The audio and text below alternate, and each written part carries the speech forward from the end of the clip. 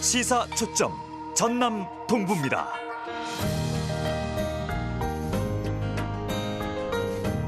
시사 초점 전남 동부입니다. 진행을 맡은 윤영혁입니다.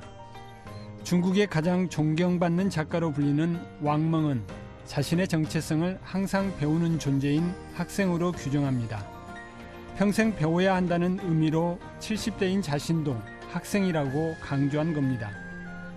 그런데 실제 인류의 기대 수명이 늘어나면서 100세 시대를 눈앞에 두고 있어 배움의 시간이 길어질 수밖에 없습니다. 지난해 말 우리나라 인구 통계를 보면 65세 이상 노인 인구가 800만 명을 넘어 1000만 명을 향해 달려가고 있습니다. 이 때문에 일부에선 학생의 정의부터 새롭게 해야 한다는 주장도 나옵니다. 대학 졸업 후 20년만 살다가 죽을 것처럼 교육비를 대학에만 소진하지 말고 교육 예산의 10분의 1만이라도 40대 이후에 써보자는 제안인데요. 어쨌든 교육받고 일하고 은퇴하는 이른바 3단계 인생 시대가 끝나가고 있음은 분명해 보입니다. 시사초점 전남 동부입니다에서 오늘 준비한 내용입니다. 1차 무역협상이 타결되긴 했지만 미국과 중국 간 무역분쟁 장기화 등의 여파가 여수 산단에도 미치고 있습니다. 지역 뉴스 브리핑에서 이 내용과 함께 여수 지역 시사 화제들 전해드립니다. 시사 이슈 오늘에서는 여수 YMCA 제12대 김대희 신임 사무총장으로부터 올해 운영계획 들어봅니다. 전국 최초로 순천 시립도서관이 미술품 대여 사업을 진행하고 있지만 실적이 저조한 것으로 나타났습니다. 리포터 취재 현장에서 그 이유 살펴봅니다. 전남 동부 지역은 오늘 오전에는 흐리고 오후에는 구름 많은 날씨 이어지겠습니다. 이 시각 주요 뉴스입니다.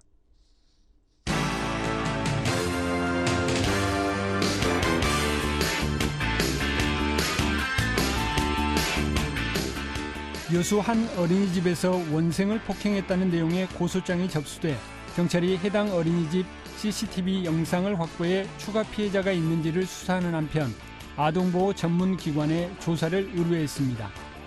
해당 어린이집 원장은 원생 폭행 사실은 몰랐다면서도 보육교사를 제대로 감독하지 못한 점에 대해서는 인정하고 있는 것으로 알려졌습니다.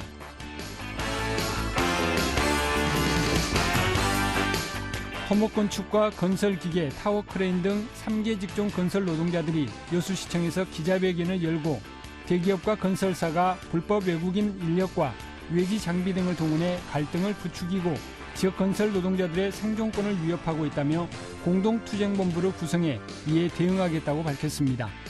노동자들은 이어 건설 현장에 대한 점검 강화와 불법 행위를 엄단해야 한다고 강조했습니다.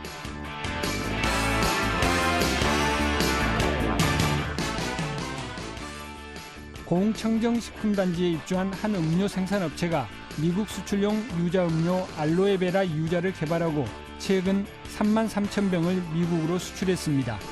공구는 다음 달 미국 현지에서 공유자의 우수성을 홍보하는 등 판촉 활동을 지원할 계획입니다.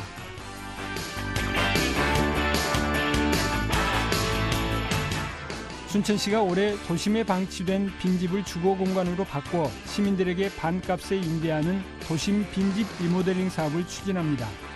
도심 빈집 리모델링 사업은 신혼부부나 저소득층, 대학생 등을 대상으로 주변 시세의 반값으로 3년간 임대해주는 사업입니다.